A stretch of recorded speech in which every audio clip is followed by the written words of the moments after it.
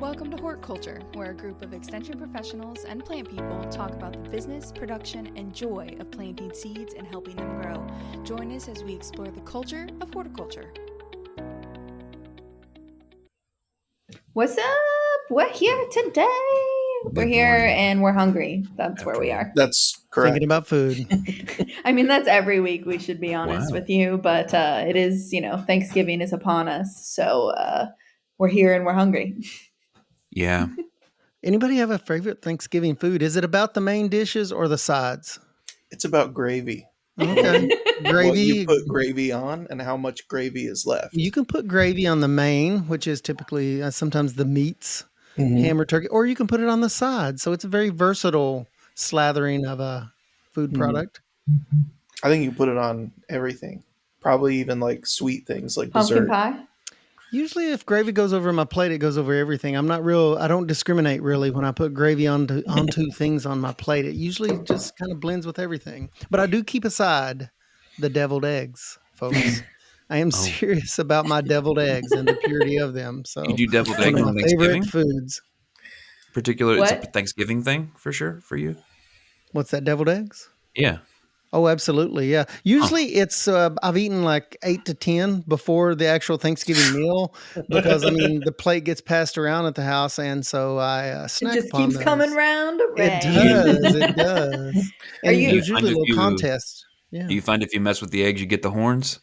No, because everyone else is low-key sneaking the snacking of the eggs as well. So I'm not the only culprit. I am not. There are others that I do feel that. like deviled eggs and like mozzarella sticks are kind of one and the same, where if I were to look at you and be like, do you want to eat 5 hard-boiled eggs? Yes. You'd be like, absolutely not. Or do you want to eat 5 like giant cheese sticks? You'd be like, probably not. But I'm like, if I deep fry them or I mix it with relish, do you now want them? And you're like, I will eat them all, thank you.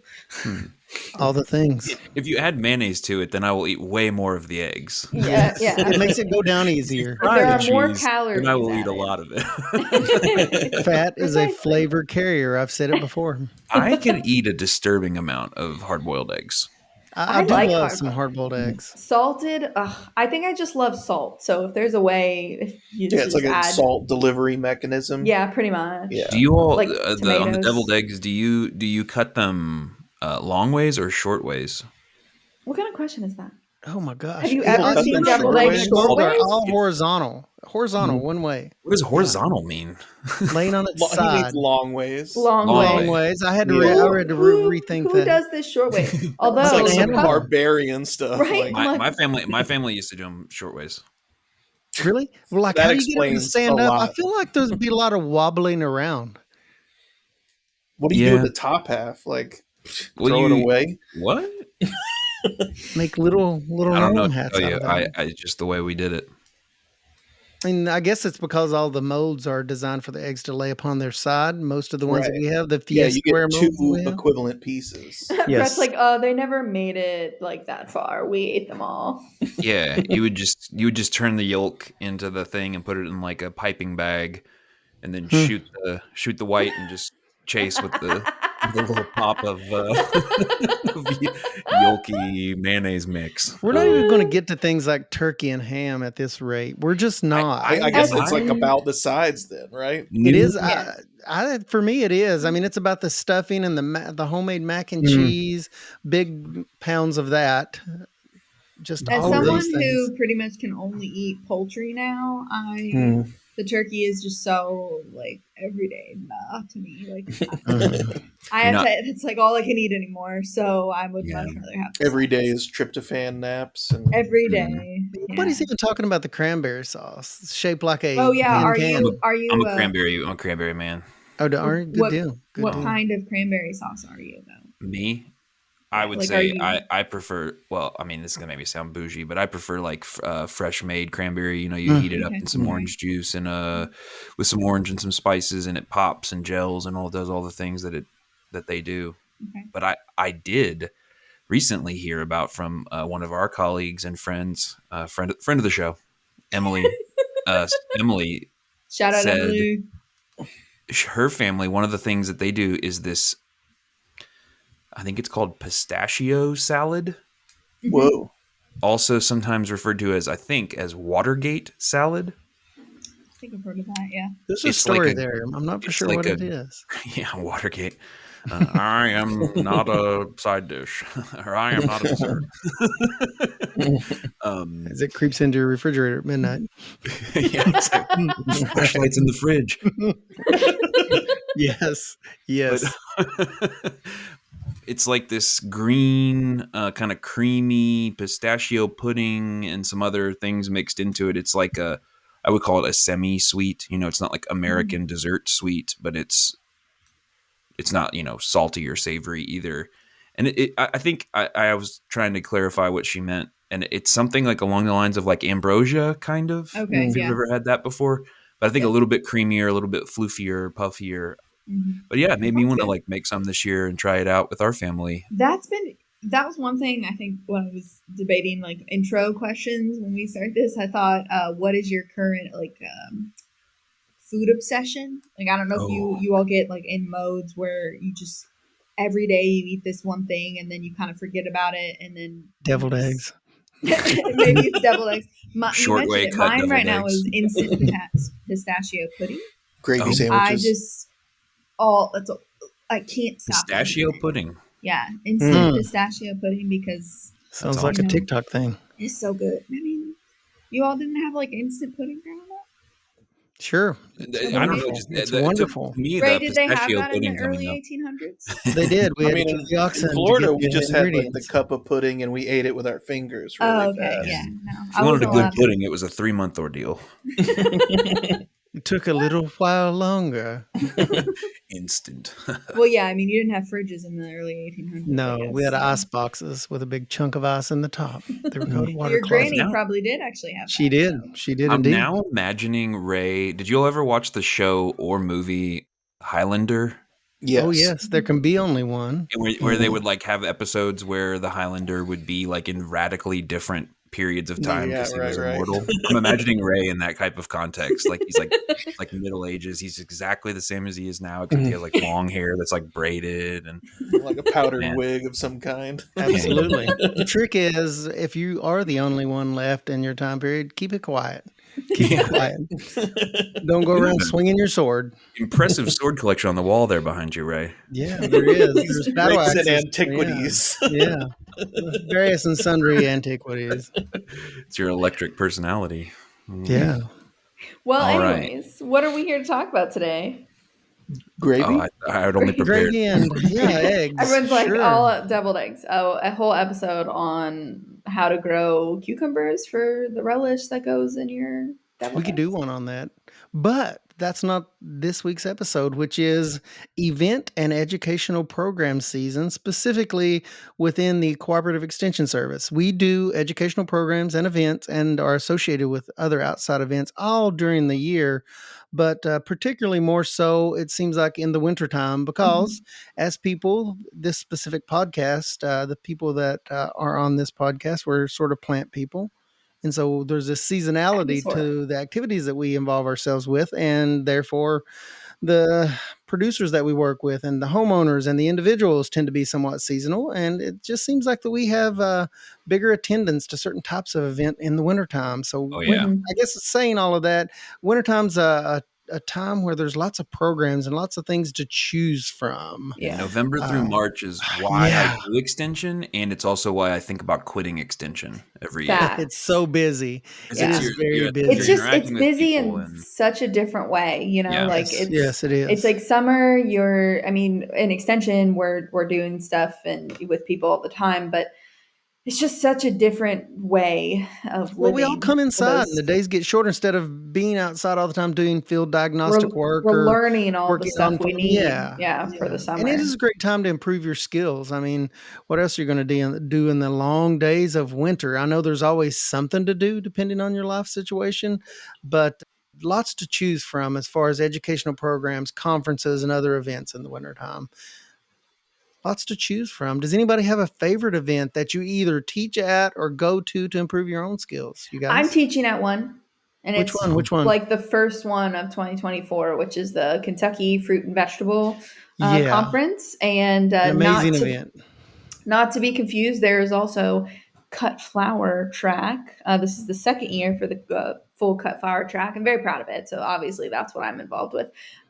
But I'm This is trying the to get second them year to coming up in 2024. yeah, in that they've January? had like an Okay, actual awesome. track. Yeah. They've dabbled over the years, having one or two classes, but last year was the first full day track, and they're doing it. It was very highly attended, so we're doing it again this year, and they have made the mistake of asking me to do a class, so that will be fun. Yeah, they said? Did you tell them that they might be worried about it being too good if you present? I It's mean, like, they're gonna have to have me back after this. I don't know if do they you don't want it to realize, like, be too good do you want because it to that's what be you're getting. perfection? Do you want everyone else to pale in comparison? Like, that's the question you have to ask yourself. Alexis is Last- like, last I year was can't standing turn room this only. off. This Yeah. is who I am. This is- Sorry, I will just make this about all the stupid things I said this morning during a meeting that Ray was at. Well, But anyways, if you haven't been to a conference before, if you haven't been to these types of conferences before, it's really, so it's like the big conference title in this case is the Kentucky Fruit and Vegetable Conference. And then within it, there are a series of what they call tracks, which are just groupings that the people who are organizing it receive a bunch of different proposals for presentation types. And so then they have the task of trying to make them into something that makes sense to someone somewhere. And so there's ones that's like business development track. And then there's the cut flower track, which is a little more intentionally organized, I think. There's a farmer's market track. There's a whole wine and grape short course and track there's one the on whole high time. tunnels and greenhouses and like tree fruit, tree fruit, small versus like small fruits, like, blueberries and strawberries. And then these there's things like are going on at the vegetable same, ones. like a lot of these things are going on at the same Concurrently. time. And so you got to kind of sit down and strategize. From 10 to 11, I want to be in this room. And then from 11 to 12, I want to be in this room and figure that out. You don't have to stay in one track. You can No, not at all. bounce around. You can go from a farmer's market, and if you see something on strawberry production on plastic, you can jump over to that one and mix and match. And that's one of the things that I love about the Fruit and Veggie Conference is you can pick from these themes. Not only is there individual educational sessions within the tracks, but there's also like keynote speakers, and I'm assuming that they do this coming year in January like they always do. And there's opportunities to get like pesticide hours, CUs, general and specific. So if you're a commercial person that needs things like that, I mean, there's just all sorts of reasons to attend this. And it's just not presenters, agents, and specialists from the University of Kentucky. It's more than just that. They bring in a lot of outside people as well from all over the place to present specialty topics. So it's awesome. Yeah, they've seemed to be doing a really good job. And I think this, lately, coming from feedback of people who have attended the conference, there's a lot more farmers giving presentations and having panels. Yeah. Than I think there used That's to really be. neat. They are doing a better job of that. And I love that because I like to hear about their experiences from their perspective. And it is awesome. It's great. So you can kind of mix and match. Like if you want a very specific, I need an expert to tell me how to deal with coddling moth in my plums, you got that. But you can also go and, listen to how people have marketed, certain types of crops that they've done and things along those lines. And it's a way to, meet new people. I know a lot of farmers. I've met a lot of farmers through that. And, I know a lot I was in the cut flower room all last time and, everyone was commenting how great it was just to be able to connect. And a lot of people, have heard of each other, but have never met. And so that right there was such a good time. So they got all this information, but they found their community. And I think conference season can be about finding your community as much as it is about learning new skills and about new crops and stuff. And it's designed to kind of facilitate those kind of connections being made with like coffee station breakouts. And one of my favorite things about the thing is like a trade show where you can walk around and see different support industries. Go see Brett and Josh. Yeah. Yeah, different organizations that support horticulture in Kentucky. Absolutely. We'll be in so the conference is sort of designed to foster those sort of connections. We'll be in the extension people petting zoo again this year. You can absolutely come by. I really like the good kibble. If you want to throw me a handful of that, there's like little machines. You get I think you're so needy. You get what you get. Eating machines are now accepting Venmo, so you have no more excuses for not having change. No, as someone who's put a lot of miles to be at trade shows, it's cool because one, you can if you're familiar with earth tools, they typically are there and they're selling things like their hand tools, and they have a BCS on site, and so you don't have to pay shipping to get the hand tools or whatever other stuff, and you can talk with them. There's a bunch of other people who are selling different. If you haven't figured out a place to get your supplies yet, or you're scaling up and trying to figure out maybe where you're going to get your drip tape, packaging vendors, irrigation, it's a all big that one. kind of stuff. You can talk to people, the real people, and they're all like Kentucky businesses or like the Kentucky branch of larger businesses. And then there's also the extension people and the NGO, like nonprofit people, and the governmental Department people. of Ag is usually there. Yeah, government agency. Yeah. So there's a smattering of everything there. Yeah. And so if you've heard people talk, you heard about funding, or you've heard about NRCS programs to support things like a high tunnel, or things like maybe a river or stream bank planting or something, and you're like, I am not the go on your, depending on the organization, no direct shade thrown to anybody, I'm not going to go on your god awful website and try to figure this out. I'd like for you to help me walk through this. This is a good opportunity to do that, and just to make that connection. And there's just so many people who are trying to help and trying to work in this space. And so visiting the trade show thing is, it can be helpful. And I think one thing I would say as far as going into the conference stuff is, some people, and this is fine if you do this, but some people kind of have I'm going to let it wash all over me kind of situation, or I'm going to let it go as it, figure out as it goes, and I'm going to pick the sessions in the moment and all that. I think there is a real opportunity to be a little bit strategic about what you want to get out of, the trade, get out of the conference thing. And just real quick, so we're mentioning we're based in Kentucky. The Kentucky Fruit and Vegetable Conference is obviously one of those. We're going to talk about a couple others in a bit, but there are similar conferences focused on specialty crops. And if you are one of the special people who are not really into horticulture, but you're into some other aspect of agriculture, and you're listening to this podcast because of how cool Alexis has proclaimed herself to be, there's conferences for that stuff too, but we're going to focus on more the specialty crop side of things. And so, so there's an Indiana horticulture conference. There's a Indiana small farms conference, which is different from that. It's a little more diversified, a little bit smaller scale. There's an Illinois. They changed the name this year to the food and farmer food. Oh, really? Flowers. It was the specialty crop conference last year. Right. So I spoke at that one too. To flowers, everything local conference, which will be in January 17th. There's a Pick Tennessee conference, which is very similar to what we do. There's a West Virginia Small Farms Conference, which is sponsored in part by SARE.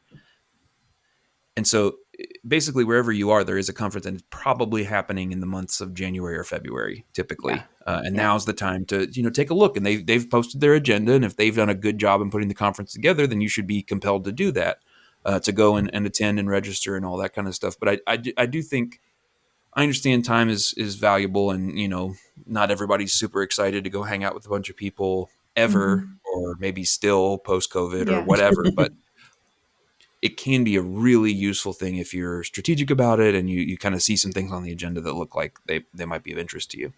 Yeah, I think that's kind of our goal here, is to, help expose you to what is being offered around the state. And that way you can get in, hopefully if you want to do one, to an early bird registration. A lot of them have early bird registrations through about mid-December, sometime, or through the end of December, depending on which one it is. So get it in cheap, but also let you know about all the ones, because there's nothing worse than when you go to a conference and someone is like, oh, you should have come to this, and you had no idea it was out there. So hopefully you can look at all of these and see which one will benefit you more, so that you're not, wasting precious time or money, because some of them cost, although there are a lot that have scholarships. So definitely look into that. Most of the websites of the conferences we're going to talk about, it's very obvious where you can go find a scholarship, or you can do like a one-day. I know sometimes for some conferences, OAK is one, the Organic Association of Kentucky, we're going to talk about here shortly, and they have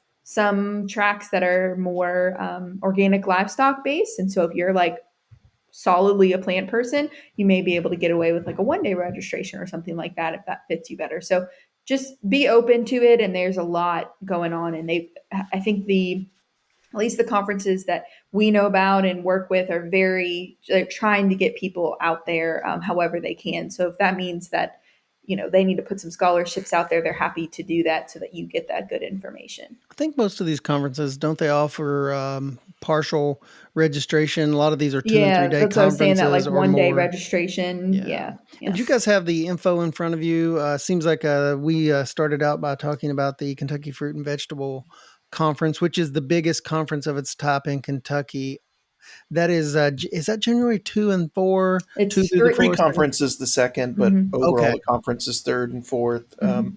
The early registration ends December 15th. It jumps from $50 to $75. So that's a big cost savings if you can go ahead and just do a keyword search for 2024 Kentucky Fruit and Vegetable Conference. And what that's probably going to do is lead you to the Kentucky Horticulture Council website. I believe is where the registration is housed. That is the actual site. That is correct. So if you land on that site, you are at the right place to register. And the date again, what was that? January 2 for pre-conference? Yeah, 2 for pre-conference. The conference itself is January 3rd and 4th, and that's in Bowling Green. Bowling Green at the I forget the name of the conference center. What is that? It's at the main conference center there in Bowling Green. But all of that information will be in the registration.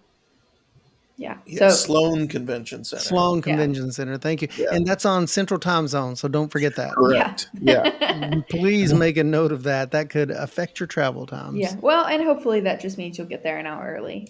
Yes. If you're like us, depending on where you're coming from. If you're coming from Eastern Time Zone, yes, it's going to work in your favor. And that is open. Like we had last year, I know in our track there were some people who are right over the Tennessee border, like 10 miles into Tennessee. And so Bowling Green is where they do their shopping at and cross over state lines. So you don't have to be, from Kentucky by any means. I feel like that's obvious, but just to be clear, if you're close by or you're in town and something really cool is happening, feel free to jump in and join on that. So, well, Josh, just real quick. So as of now, if you're interested in this or you want to get a flavor for it, as of now, the sessions from the cut flower sessions from last year are on the CCD YouTube page. Is that right? That is correct. Yes. So if you want, Josh came. He and I cobbled together some AV equipment from stuff that I had here and a couple other places, and he did a great job of recording and putting together videos of the sessions from last year's Fruit and Vegetable Conference from the cut flower session. Had some real big shot names and talented people. Shout out Melanie Stock. Dr. Stock is amazing. If you're listening, love you so much. Dr. Stock, Dr. Dahlia, Dr. I don't know, Dr. I know it's fortunate that that's her last name. Dr. Zinnia. Real quick, Alexis, if you had to change your last name to a one flower, what would it be? That's not real quick.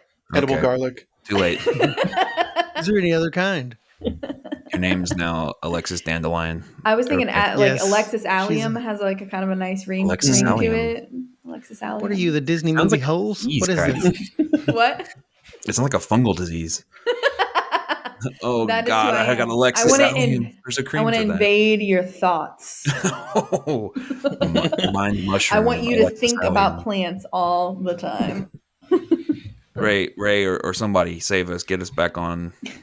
What were we talking about? Well, we've talked a lot about the Kentucky Fruit and Vegetable Conference. What's some other conferences? I know there's some other big ones coming up. Once again, January, February is particularly big months for a lot of these things. I know it's been a while since I've been to this one, but I am still very much aware of it. It's a group outside of Extension, but they do have Extension representatives on their board that helps out with this conference. But it's the Kentucky Nursery Landscape Association Green Industry Winter Conference, and that's January 31st through February the 1st at the Marriott Louisville East. And that is coming up, and it's just as the title implies, it's a lot more of a heavy focus on the landscape and nursery industry. So it's just a lot of what we just said about the Fruit and Vegetable Conference can be applied to this. There's keynote speakers a lot of times. There's breakouts. There's equipment vendors. There's, all of those things that you would expect from a big conference. Yeah. So KNLA's theme this year is back to basics. Is that the theme this year? Nice. Okay. Theme this year. Nice. I like it. But it's a conference that also goes on, and it's a sort of a state level conference here in Kentucky. Yeah, this conference would be great, I think, for people who maybe are looking into growing plants and selling them. If growing ornamental plants is something you're really into. Arborists, you'll find a lot of arborists at this. And so if you're looking into going into that trade, or you're growing trees or something like that. They have a lot of business management courses at that. Yeah, that's something it's great for really anybody Yeah. in an ornamental, horticulture business trade. But I think it's definitely aimed at that, where fruit and vegetables, of course, more. This is more like commercial landscaping or landscape management, all of those associated issues. And they do award ceremonies too, I think. They have some awards that they give out. And they do, if we didn't mention, they do CEUs there. Yeah. Go ahead. No, that's okay.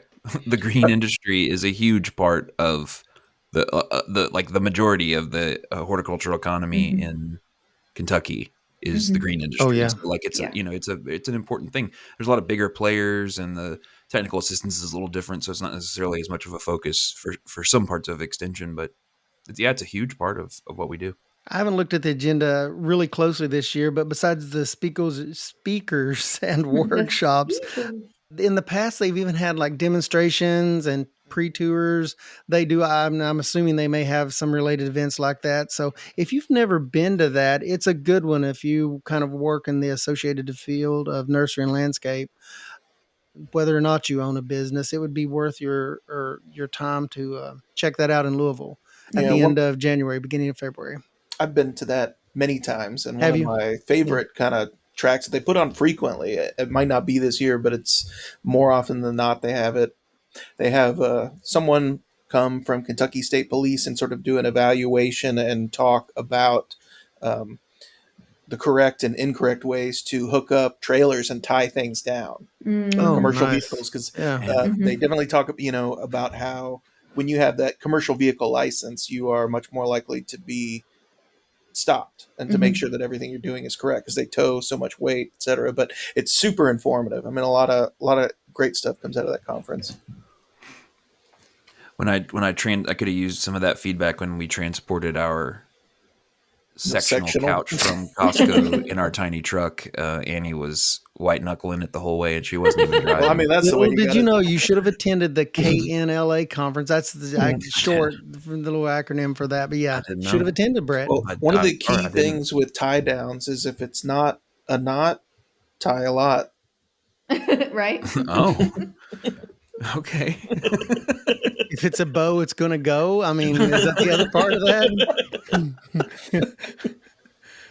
If it's a fraying, start to praying. We can't stop now. I mean, there's no stopping to this. Well, no stopping. Just put flags all over it. You're fine. It'll go. Fine. It'll be fine. If they hit you, if you got a flag on it, it's their fault, right? That's how that works. That's right.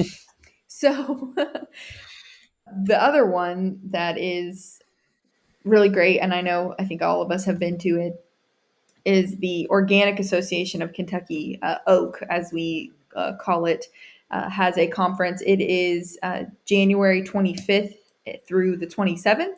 And the 25th is kind of, I don't think they necessarily call them pre-conference, but they're like long sessions. So there's a bunch of these different tracks, so to speak, and they're, a whole morning session on one thing. So you get to deep dive. So if you really want to know about how to rotate your, cows with your, organic soybean or whatever, they have a whole big morning or an afternoon. And the same thing with, vegetable crops, and they've done, flower focused stuff, cover crops, all kinds of things. But they do a couple different deep dives on that first day. And then the 26th and the 27th are more of that kind of traditional conference where they have a couple different tracks and you get to go in. And this one is going to have more, it's of course all sort of organic based, but there's a little bit more variety, I think, because they've had mushroom growing, and then they've also had, they have goats and things along those lines, but then they have the traditional vegetables and horticulture crops that we think of.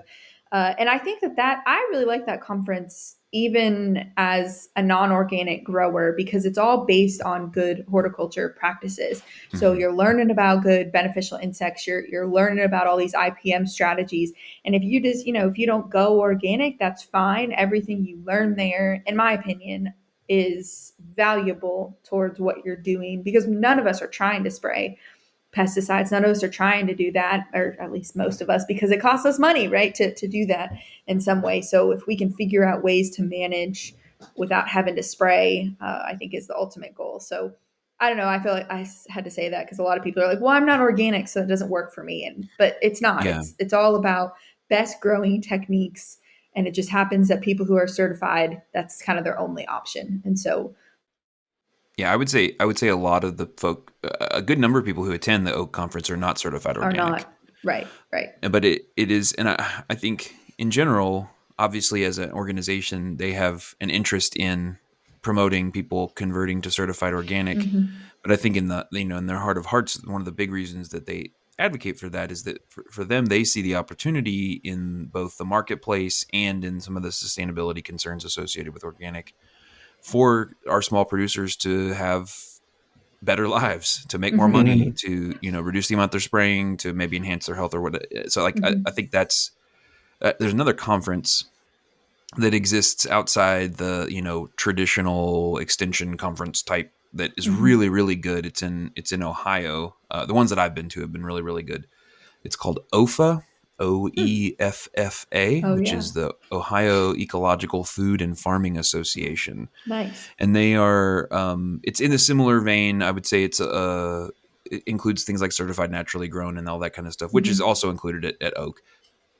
And they have a really great conference, and that's in February 15th through 17th of 24. And so I would think, I'm not trying to flex on y'all, but I think of this group, I have been, at least in recent years, I've been to almost all of the conferences in all the surrounding states. Yeah. Because I used to do trade shows at all of them. And so I think relatively, this is one that's really cool and it's really accessible. And it feels to me like one of them where even like for Kentucky growers to attend, there might be some value, as opposed to some of the other ones are much more state specific. Like, I don't think anybody's driving down from northern Indiana to go to the Kentucky Fruit and Vegetable Conference, for instance, and vice versa. Nobody's going from Owensboro up to the Indiana Hort Congress.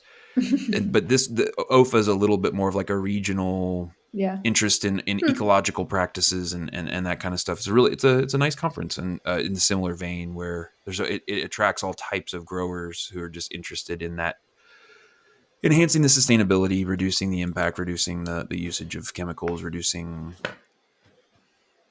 stress on themselves, stress on the world. Which is cool. What'd you say? OEFFA? Yeah, OFA. Okay. I'm going to look that up. That sounds cool. Before I forget, another one in Kentucky that's oftentimes confused with KNLA that we just talked about, the Kentucky, I'm having trouble with making my speech today.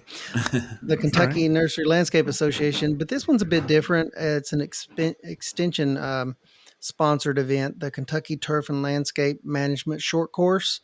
That is coming up February 20th through the 22nd at the Hardin County Extension Office. And it has a very similar kind of type of presentations as KNLA, but they work with lawns, golf courses, sports fields, anything that's turf. And it's very focused. They kind of couch that in a pure turf kind of topic arena in a landscape kind of function. Yeah. So it's a very focused program. If you've never checked that out and you work in the turf biz, kind of look it up online, but that's the Kentucky Turf and Landscape Management Short Course coming up in February right here in Kentucky in Elizabethtown at the Hardin County Extension Office. That one's no joke too. And you can take your, if you're wanting to get a pesticide license, you can take your exam during one of those days. And there's no waste of time there. Like they get stuff done and they get people knowing what they, want to know and what they're there for. Not that any conference is a waste of time, but I feel like the landscape guys are just like, you can barely get them there. And so if you get them there, they're really wanting to know stuff, and they really try and target exactly what they need for that year. So if you're interested in turf research, it's the best because they'll have a lot of university specialists, both in Kentucky, but also outside of Kentucky. Not only that, but industry people that do turf research and related research. So it's a mixture of presenters from industry and extension universities, and it's just a really cool mix. So if you're interested in the topic, check it out. It's a good one, and especially if you're needing hours or needing to take the test, or you have crew members that are needing to take their commercial pesticide test, it's a good time to do that. We didn't mention where Oak was. I just realized. That's in Frankfurt at the KSU Harold Research Benson, Farm. the Harold What Benson. was the date on Oak again? The organic program? 25th to 27th, is that right? Pre-conference starts the 25th, and it's the 26th, 27th. That's of January. Is that yeah. You can also get some tools Thursday, there. Friday, usually Saturday. Earth Tools and places like that are there. I got a really nice hoe there last year, so big fan of that. Another one right around the same time as the one you just mentioned, Ray, is it's less of a conference and more of a trade show, but the National Farm Machinery Show. This is definitely cheap. It's free admission, $12 to park in Louisville. It's more of a date. I would take somebody on a date there. I enjoy that event. Well, because it's the 14th through 17th or something like that. Is that what you just said? And so Valentine's Day, date night. It is absolutely that is not a huge coincidence. Event. No, it's a sweetheart opportunity. Yeah. I know some farmers who that is their yearly date with their significant other. It's a huge event. It's the biggest of its kind, not only in Kentucky, but Josh, I guess the entire nation, isn't it? It's huge. So yeah, nothing gets the juices flowing like the largest combine you've ever seen. Yeah. Oh yeah, it's spend crazy. Some money. You can see the largest combine or the tiniest little walk behind, like groundbreaking equipment. Yeah. It's all there, every bit of it. Oddly enough, along with like a lot of hot tubs. Strangely, at that event, you'll see a lot of farm equipment. Then you'll see the hot tub section. I'm like, how did that sneak in there? But it is a great event overall and it takes forever to walk around it because the event is just huge. Yeah, yeah. There's a lot to see at that event. Well, we didn't plug it here, but I saw a lot of you all out recently I spoke at the Kentucky State Small Farms and Minority Farmers Conference in November. They have that every November. I would say it in some ways marks the beginning of conference season, though it's way earlier than almost all the other ones, but it's nice because it's at a different time of year. So if you're conferenced out in January, February, this is well before the holiday. And that was pretty cool. It was out at that same research farm that Oak is going to be at there in Frankfurt. A couple other ones that I would mention as far as the bigger conference, and maybe I'll make a call to you all if you have any other bigger conferences before I steer us in a slightly different direction. But a couple other ones I would mention would be Indiana has a small farm conference. I mentioned it earlier already, but they have two conferences. So they have a horticulture congress, which is a little bit more. Indiana has some very large horticulture operations, the 3,000 plus acre pumpkins and watermelon and all that kind of stuff. Yeah.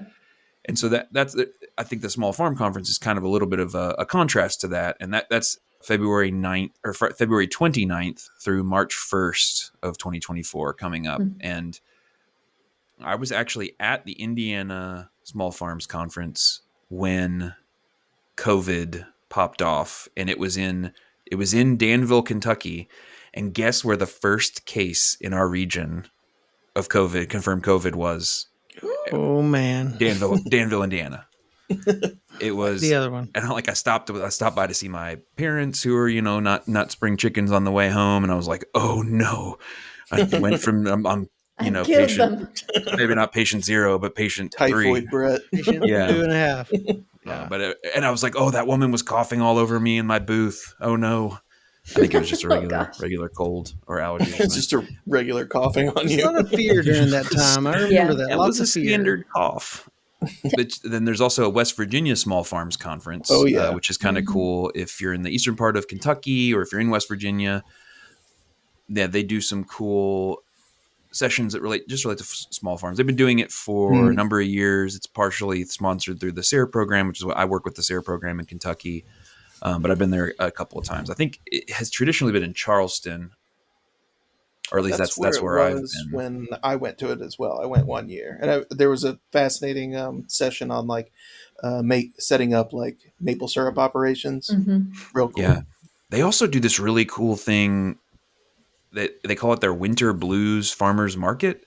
And it's like, I think it's like I don't know if it's a pre-conference thing or if it's just independent of. No, it's the last day. Sorry, of the conference, and they do this indoor market, and it's like working with their Department of Ag, and it's showing like what stuff that can be produced in West Virginia in the off season, or products that are available in the off season. But it also is a little bit of a way to like do some like product display demonstration. And I think they used to at least have a like a competition for whose display, like farmers market style display, looked the best. And I was wanting to do that for us, and it just never, here in Kentucky, and I could get traction. But it's a fun, different kind of conference. And if maybe you've been to Kentucky a number of times and you know don't see anything there, take a look at some other states. It's not that far away. We don't live in parts of the Midwest where it's like a 10-hour drive to get to another state. Like it's not, Charleston isn't that far. And I say that having done it. And so that's another one I would mention. There's also in February, there is the Eastern Kentucky Farmers Conference. Oh yeah. Which is I'll be boothing at. I just put my registration in. And the registration for that conference is now open as well. It's going to be, I believe it's in Moorhead. Yes, I think I read that this year. And so that's when, if you're in the eastern part of the state, or you want to kind of connect with some of the organizations in a little bit smaller, more approachable context than some of the bigger conferences, that's a good opportunity. I always have a good time there. It's a lot of my farm and technical assistance provider friends end up there and kind of hang out. And they were doing it at state parks in the past. They did it last year at Pine Mountain State Park, and man, that was pretty cool because you could go out after lunch and take a walk in some of the trails and hang out.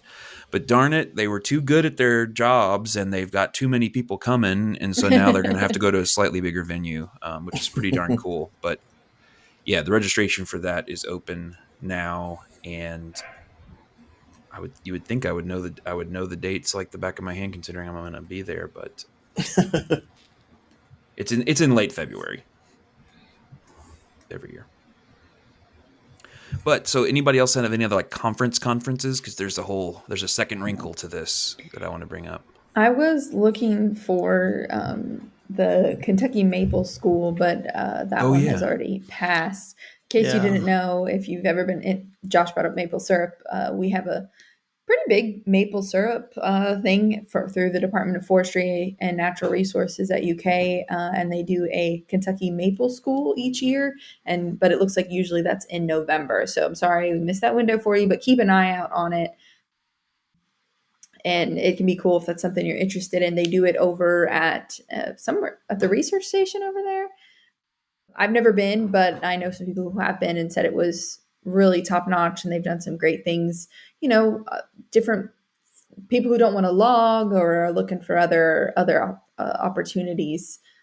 So that's pretty cool. Yeah, just something and I wanted to throw if you're out interested in maple syrup in general, there is a Kentucky Maple Syrup Association where you can join and be a part of. They have a Facebook page, and a friend of the show, David Walker, out in Pike County, who does a really cool diversified farm operation. We're going to be featuring him on a Producer Voices episode through the Center for Crop Diversification's YouTube page, talking about what was his about. He has so many different things he could talk about. I think it wasn't on-farm retail. It might have been like value added or something like that. But he does apple butter, but they also usually have a something related to maple syrup at their farm that people can come out and see. And he has these really cool, like, old copper kettle. He has one old and one new, based on old specs, copper kettles that he makes apple butter in.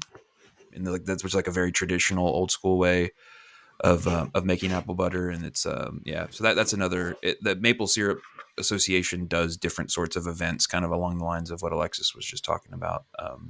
Yeah, good shout, Alexis. I was like, maple syrup. Oh yeah, we have Yeah, some cool there's not stuff. too many of those associated activities. That one's pretty targeted also, and it's a cool one. I mean, it sounds really cool, and it's very appropriate for that region. But not only that region, but anywhere's in Kentucky or surrounding areas. As long as you can get to that conference, it's a unique conference. It's pretty cool. Mm-hmm. Well, and Ray mentioned earlier, but the Center for Crop Diversification does have a newsletter that we put out, and I mention it so that you would subscribe. No, I mention it so because there's a series of events, or there's always an events section that we put in there that features things that are coming up, and I think we've covered a lot of the ones that were in my mind, and that probably would be in there. But there's always a few that we missed that we have bookmarked and put down. So if you want to subscribe there, we do that throughout the whole year when the events are coming up, when we hear about new webinars or new field days or whatever. Oak does a number of field days throughout the year on farms and at different locations, and so that's Organic Association of Kentucky does those things, and we put those in there, etc. But so there is the main conference season, and in some ways, especially back in 2016 or 2017, I think between January and March, there was like one weekend that I was at home for the whole weekend because I was at these conferences doing tabling. I can't do that anymore. I was just looking in my webcam at my gray beard, and at least a few of those are from conferences. But there's a whole other aspect of this season, which we mentioned it before, but the extension programming component, which are in a way, it's like a little conference session or a little conference presentation presented on its own at an extension office or at at the research farms or something like that. Mm-hmm. And so I think this is the time of year. It's a little bit before it starts getting really heavily promoted, but in January, February, you'll be looking for that promotion material. But Alexis, you were saying, as far as if you're interested, you were kind of saying that this is a good time for having a conversation. I mean, if you're in Kentucky, you have an extension office in the county you're in, and so let them know we plan throughout the year, but we have kind of most of us have two major planning periods. And one is, kind of November, December, where we're trying to think about what we're going to offer next year. And the other one is usually around June, July. And that's just the way that like our years work. I don't know, Ray, maybe you're different, but that's kind of all the agents I know. Those are their two. Those are big times for planning programs and then carrying programs out. Yeah. So, especially if you have programs like for planting things or doing things, because there's a certain timeliness to those programs. So seasonality. But I want to know what my people want. And like I actively try and throughout the year listen to people, right? That's our job. And extension is to listen to what people need, whether you're Josh and Brett on campus or in the counties like Ray and I are. So if you have an idea for something, let us know, because if you said it, probably somebody else has already said it to us too. And then we know there's more than just, one person that might be interested. And we can plan that for next year. Cause like sometimes it's just, you just kind of hit a wall sometimes with programming, and I've only got one more big program for the year coming up that was planned essentially a year ago. And now I'm kind of like, okay, what am I going to do? And, it's really valuable to us to hear what you all have to say. So don't be afraid to kind of reach out and tell us, do you want it on a webinar? Would you rather us have just a video that you can go back to? Do you want in-person classes? What does that look like, so that we can get that information to you? Because that's our job, is to figure out how to get it out there to you. Mm-hmm. Yeah, and I want to echo that as well, as far as like statewide sort of campus programming related to horticulture. January is sort of a month when, throughout the year, I am trying to, and other people kind of funded through the Kentucky Hort Council and Ag Development Board are looking for ideas. But January is kind of the peak season for trying to find or develop programming that's going to be delivered throughout the year. So definitely reach out to your agent. But if you yourself are an ag service provider or a grower group, or maybe even just an individual, you can also reach out to us on campus. It's also that turning of the year is also a time where some of the bigger and more and like periodic resources, things like our average price report publications, or things like, I remember the high tunnel planting date calendar as an example, or even the website overhaul when we had done it originally. We tend to target that going into January, we're going to have some new cool stuff to share and put out there. What that means for anybody out there in the world is that there probably are some new publications for the 2024 growing season that will be coming out in that window of time. As far as what kinds of programming, if someone's not really familiar with extension or they haven't really been to any of these things before, what kinds of things do you all typically do classes on? We cover a wide range of topics. Yeah. So I've done, like, we just finished up a beginner beekeeping series. So of course, Ray and I are horticulture, but if you had something that's more agriculture based and or livestock, or even if you're wanting something you want to know about food preservation, or, you need something for your kids, like Extension offers it all.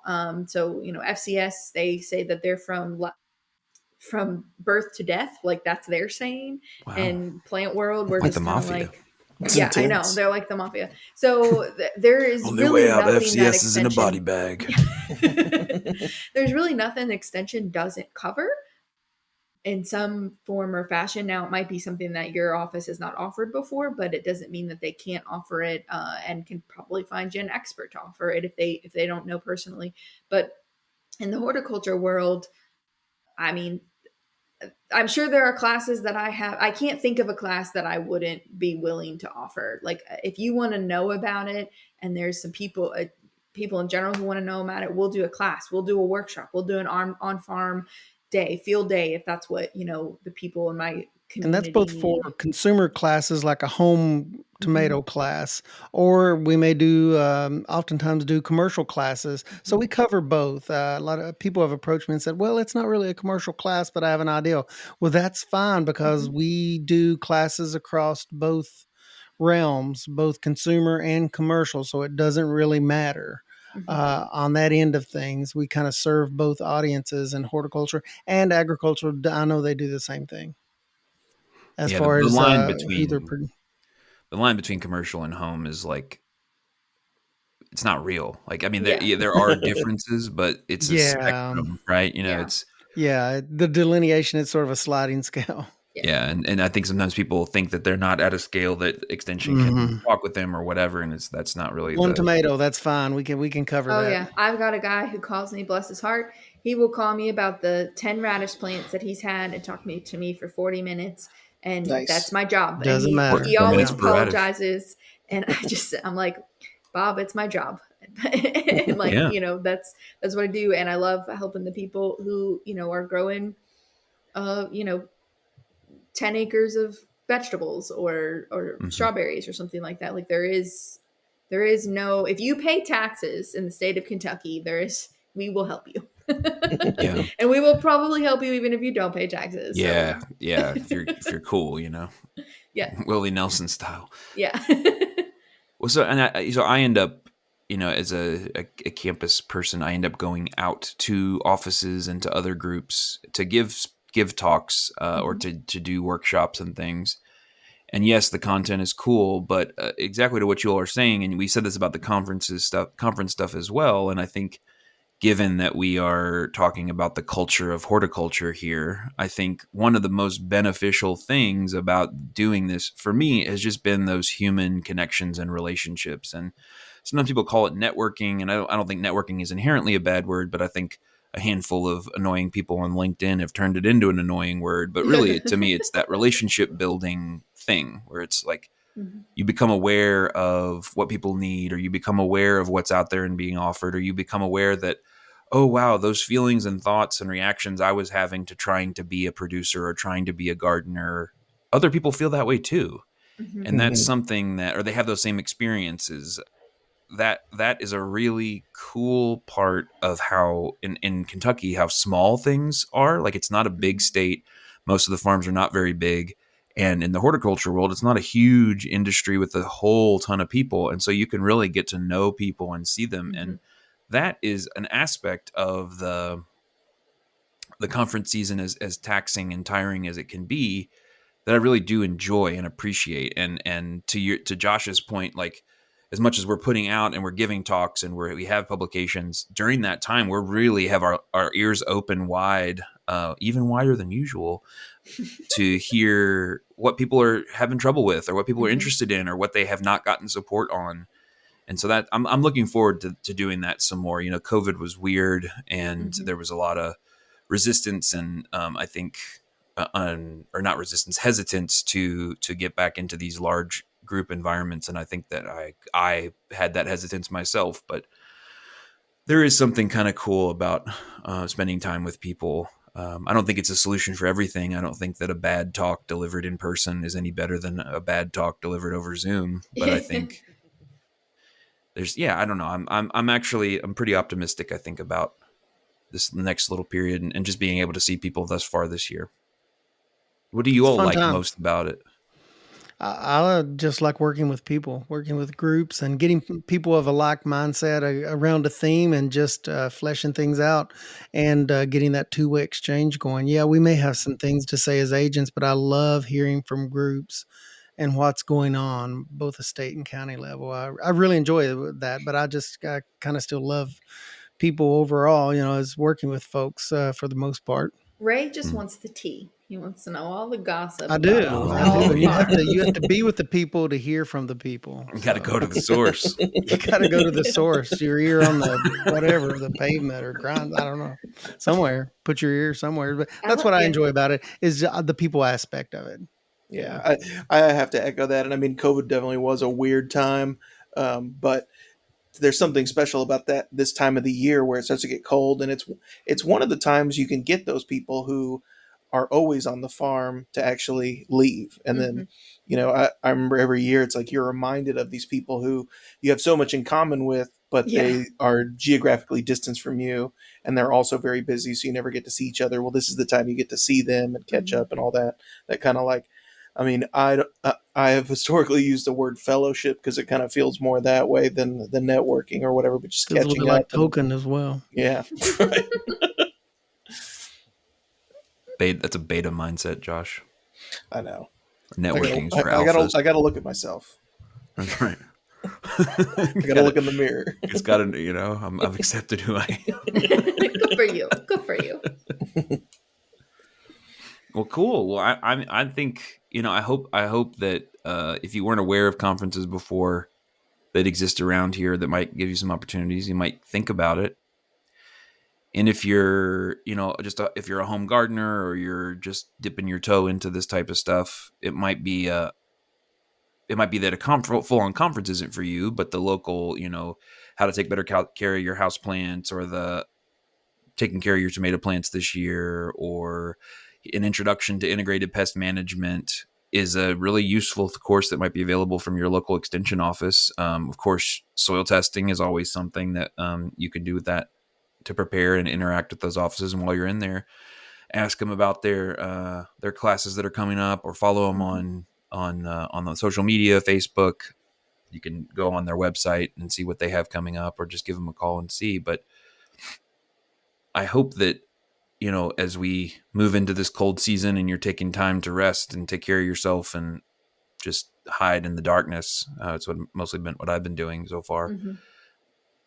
Use it a little bit as an opportunity to reflect, but also think about maybe learning something new, or taking it as an opportunity to expand your mind about something, whether that be through a conference or through some sort of online training, or just reading a new book about something new. I think it's a really good time to prepare and sow those seeds for growth heading into the next year. Yeah, I'm really in a pretty zen mindset about stuff, and really cherishing a lot of relationships right now. So it was good timing for me to talk about this.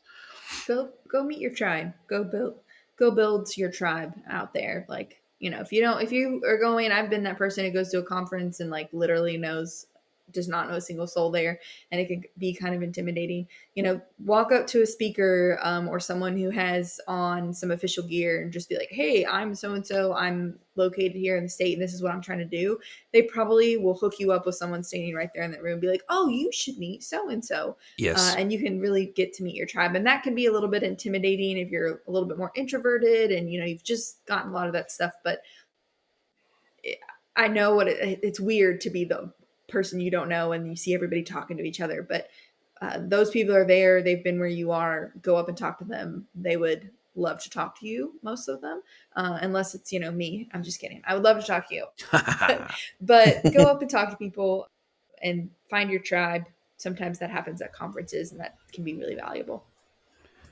And if you come to one of the conferences that we mentioned and we are there, come up and say that you listen to the podcast. It will make us feel like celebrities. Oh my God. It will give us opportunities to flex on other people around us. Ask Brett for Give his that autograph. To me. I need it. It'd be great. Maybe Josh Rub a too. bald boy. That's what I have been bringing signed head. headshots to every conference for the last 8 years, and this might be my first opportunity to distribute. And he's coming up with a new album called Shiny Flesh. So, there's a release of their debut album. So it's good times, folks. Conference season has more than one benefit. And, that's we true. usually go out and get drinks afterwards. So there's that benefit of conference season. If it's an overnight, like we the get to meeting go out and after have the meeting. The meeting after the meeting. Yeah. So go out and do that with some people. Build some relationships. Yeah, it's good times, folks. Good times. Well, cool. I have kind of the usual outtake. If that's out, everybody good? Everybody feel confident? Good. So the usual, please feel free to send us a message. You can do that on Instagram, horticulture pod. I check those direct messages just to see and try and, post stuff on there that might be important, just little updates. Hey, this is what's come out lately. But if there's something else that you would love for us to talk about, feel free to message us there. You can also shoot us an email, horticulturepodcast@l.uky.edu. I believe we have that in the show notes, right? Or we do. It's right there in the show notes. So you're like driving, you can't write that down. So you can click it later when you're not driving. So shoot us a message. What do you want to know? That's where, we're all kind of in planning mode and we have a bunch of ideas, but it can be really hard to pick one because we're all excited about, several things. So help us narrow that down. Help us help you. That would be great. Come up and see us. I'm excited. I'm like, listen, if I get one person in all these conferences I'm about to go to, say that they listen to the pod and I don't know them, I might squeal. There will be an audible squeal throughout the universe. I don't even care if I know them. I don't even care if it's my own mother. It's going to be me. I'm going to come up and be like, oh my God, Brett, I listened to the podcast. Yes. Oh, wow. Yes. Another fan who has listened to my podcast. That will be $5. Wow. Please, no photography. Please, no. Anybody have a camera? Please, no. If you can't tell, we have a lot of fun doing this. So we hope that you enjoy this, and we hope that as we grow this podcast, you will continue to grow with us. And we will see, hear, listen, have fun with, enjoy you next week. Happy Thanksgiving or normal Thursday if it's not. If Happy Day of Stuffing is what I'm going to say. Happy Day of Stuffing. Stuffing. Food Day, yes. Gobble, happy loose pants day or tight pants day, maybe. Oh, happy gravy. Stretchy pants day. Happy gravy day. Wow, this is taking a different turn. Yeah. Thanks for being here with us. Thank you all.